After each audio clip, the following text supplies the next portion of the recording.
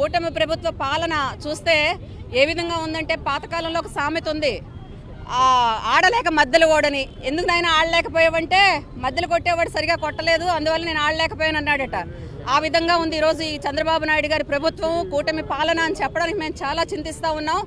ఈరోజు రాష్ట్రంలో తీసుకుంటే అనేకమైనటువంటి హామీలు ఇచ్చారు, ఆచరణ సాధ్యం కాని హామీలు ఇచ్చారు, కళ్ళబొల్లి మాటలు చెప్పారు, ప్రజలను నమ్మించారు. అధికారంలోకి వచ్చిన తర్వాత అవన్నీ తుస్సని గాలికి ఎగిరిపోయినటువంటి పరిస్థితి ఈరోజు రాష్ట్రంలో కనిపిస్తూ ఉంది. అనేకమైనటువంటి హామీలు ఇచ్చారు ఈరోజు ప్రజలకి, ఏ ఒక్కటి కూడా అమలు చేసేటువంటి పరిస్థితి లేదు. అమ్మఒడికి ఏదో పేరు మార్చి తల్లికి వందనం అన్నారు, దాన్ని వేసేటువంటి పరిస్థితి లేదు. అలాగే నిరుద్యోగ భృతి అన్నారు, నిరుద్యోగ భృతి లేదు. రైతులకి భరోసా అన్నారు, సుమారు 40,000 వేయాల్సిన 2 ఏళ్లలో వేయాల్సినటువంటి అమౌంట్లు 8,000 మాత్రమే రైతులకి రైతు భరోసా కింద ఇవ్వడం జరిగింది. అంటే ఇవన్నీ చూస్తూ ఉంటే రాష్ట్రాన్ని ఎడు తీసుకువెళ్తారు. అనేకమైన హామీలు ఇచ్చారు, మహిళలకు ఇచ్చారు. 3 సిలిండర్లు ఇస్తామని చెప్పి గ్యాస్ కొట్టారు. మరి ఈరోజు ఆ 3 సిలిండర్లో 1 సిలిండర్ ఇచ్చేటువంటి పరిస్థితి లేదు. ఆరోగ్యశ్రీ అయితే పూర్తిగా చెట్టెక్కేసింది. 8 నెలల వాయిదాలు ఇవ్వాల్సినటువంటి విద్యా దీవెన ఇచ్చేటువంటి పరిస్థితి ఈరోజు లేదు పూర్తిగాను. అంటే ఇవన్నీ చూసి ఈరోజు మీరు ఏం చేస్తున్నారు? పేదలకు ఇచ్చిన హామీలన్నీ కూడా ఈరోజు అమలు చేయకుండా సూపర్ 6లు అన్నారు, సూపర్ 7లు అన్నారు, ఏ ఒక్కటి కూడా అమలు అవుతున్నటువంటి పరిస్థితి ఈరోజు రాష్ట్రంలో లేదు. మేము ఒకటే ఈరోజు ప్రజల తరపున, పేద ప్రజల తరపున, నిరుద్యోగుల తరపున మేము చెప్తున్నది ఒకటే, పేదలకు అన్యాయం చేస్తే చూస్తూ ఊరుకోము. మీకు చేత కాకపోతే గద్దె దిగండి, పరిపాలన మాకు అప్పచెప్పండి, మేము అన్ని సరిదిద్దుతాం. అంతేగాని ఈ విధంగా ప్రజలకి, పేదలకి, విద్యార్థులకి, రైతులకి, మహిళలకి అన్యాయం చేస్తే చూస్తూ ఊరుకోమని చెప్పి మేము గట్టిగా చెప్తూ, మీకు చేత కాకపోతే మీరు తప్పుకోండి, మా జగన్మోహన్ రెడ్డి గారు వచ్చి పరిపాలన చేసి చూపిస్తారు.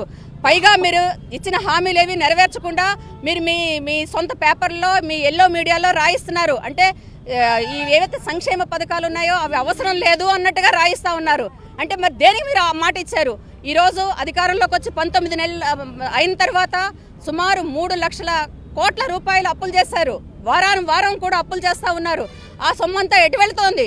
ఎవరి జోబుల్లోకి వెళ్తోంది? ఎవరికి మీరు చేసిన న్యాయం ఉంది? ఏదీ లేదని చెప్పి ఈరోజు ప్రజల తరపున మేము అందరం కూడా ప్రశ్నిస్తూ ఉన్నాము. మేము చూస్తూ ఊరుకోము. మీరు చేత కాకపోతే మీరు తప్పుకోండి, మేము చేసి చూపిస్తాం, అంతే తప్ప ఇలాగా అబద్ధాలు చెప్పి రాజకీయం చేయాలని చూస్తే మాత్రం మేము ప్రజల తరపున మేము పోరాడతామని చెప్పి సందర్భంగా తెలియజేస్తా ఉన్నాం. పొద్దున్న పేపర్లో చూసాం, ఏదైతే చంద్రబాబు నాయుడికి అత్యంత ఆప్తమైన పేపరు వాళ్ళు ఒక వార్త రాశారు. ఏదో జగన్మోహన్ రెడ్డి గారు చేసిన అప్పులకి ఈరోజు గవర్నమెంటు అన్ని చెల్లింపులన్నీ వాటికే సరిపోతున్నాయని ఒక అబద్ధపు వార్తలు రాసి ప్రజల్ని తప్పుదోవ పట్టించి మొత్తం డబ్బులంతా అప్పులకే అని అంటున్నారు. అసలు మీరు 19 నెలల్లో చేసిన అప్పులు ఏదైతే 3 లక్షల కోట్లు ప్రతి మంగళవారం వెళ్ళి అప్పు తీసుకుంటున్నారు, ఆ డబ్బంతా ఏం చేశారు? సరే, జగన్మోహన్ రెడ్డి గారు కనీసం సంక్షేమానికి డబ్బులు ఇచ్చారు. మీరు సంక్షేమం చేయక, అభివృద్ధి చేయక ఈరోజు 8 క్వార్టర్లు ఫీజు రీయింబర్స్మెంట్ బకాయిలు ఉన్నాయి.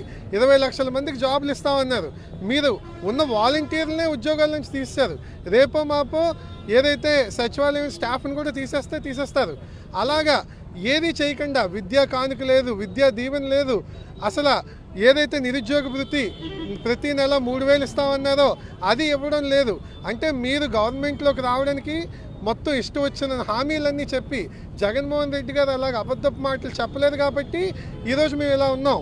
మీరు ఇష్టం వచ్చినన్ని మాటలు చెప్పి ఈరోజు గవర్నమెంట్లోకి వచ్చి ఇలాంటి వార్తలు రాయించి మీరు తీసుకున్న అప్పు ఏం చేస్తున్నారో తెలియట్లేదు. ఎవరి జోబుల్లోకి వెళ్తున్నాయో ఈ స్థలాలేమో పప్పు బెల్లల్లాగా రూపాయికి పావులకి ఇచ్చేసి ఇష్టానుసారంగా చేస్తున్నారు. ఈ విధాన్ని ఖచ్చితంగా వైఎస్ఆర్సీపీ పార్టీ జగన్మోహన్ రెడ్డి గారి నాయకత్వంలో మేము ఊరుకోము. ఖచ్చితంగా మీరు ఫీజు రీయింబర్స్మెంట్ ఏంటి, అలాగే తల్లికి వందనం అని చెప్పి అందులో కూడా క్రెడిట్ చోరీ ఎలా అయితే చేస్తున్నారో నేములు కూడా జగన్మోహన్ రెడ్డి గారు పెట్టిన పథకాలన్నింటినీ పేర్లు మార్చడం, దానికి రెట్టింపిస్తామంటాం. ఈరోజు ఏమో ఉన్నవి కూడా ఇవ్వకుండా, ఇందాకనే మేము స్లోగన్ చెప్పినట్టు గ్యాస్ సిలిండర్ అన్నారు, గ్యాస్ సిలిండర్ లేదు, ఏమీ లేదు, అది కూడా తుస్సుమనింది. ఇలాగ అనేక తప్పులు చేస్తున్నారు. ఖచ్చితంగా రానున్న రోజుల్లో ప్రజలు మీకు బుద్ధి చెప్పి 29లో మళ్ళీ జగన్మోహన్ రెడ్డి గారు వచ్చాక మళ్ళీ రాష్ట్రాన్ని మేము ఒక మంచి బాటలోకి తీసుకెళ్తామని చెప్పుకుంటూ సెలవు తీసుకుంటాం.